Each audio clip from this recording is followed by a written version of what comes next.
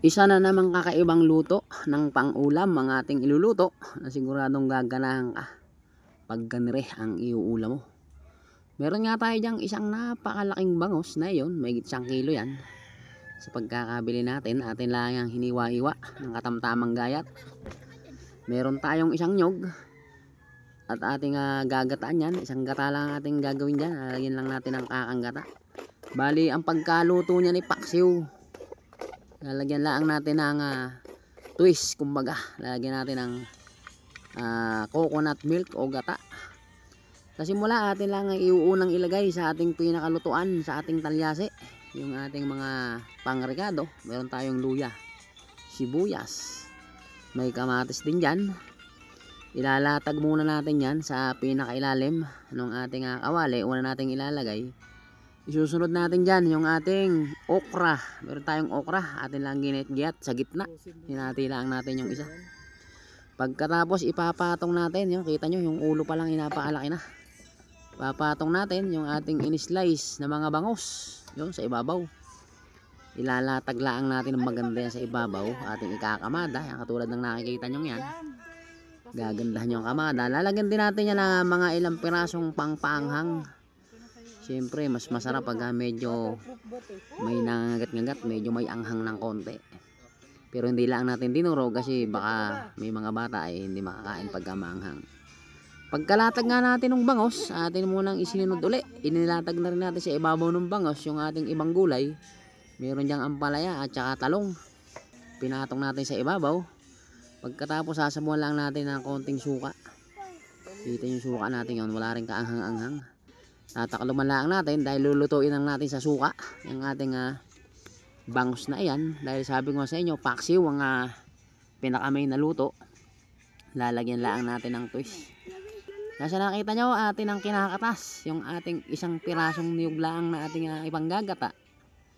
Medyo isang gata lang yan dahil palalabas lang natin yung unang gata nya. Yan, sinalang na natin yung ating isda, yung ating bangos.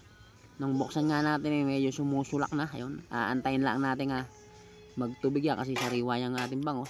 Yan yung magsasabaw ng kusa, pati yung mga gulay natin. Kaya hinaluan na rin natin ng konting suka dahil doon sila maluluto.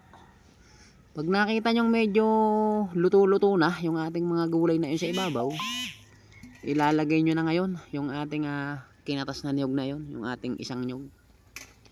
Bali yan ang ipanguhuli na natin, yung huling sabaw na yan. Yan sa nakita nyo, nilagay na natin. Karaniwan kasi hindi nila akalain katulad nga ng aking may bahay din hindi niya akalain na yan palang bangus na yan pwedeng lagyan ng gata. Ayan na naman ang aming boss, nakabantay na naman sa pagluluto.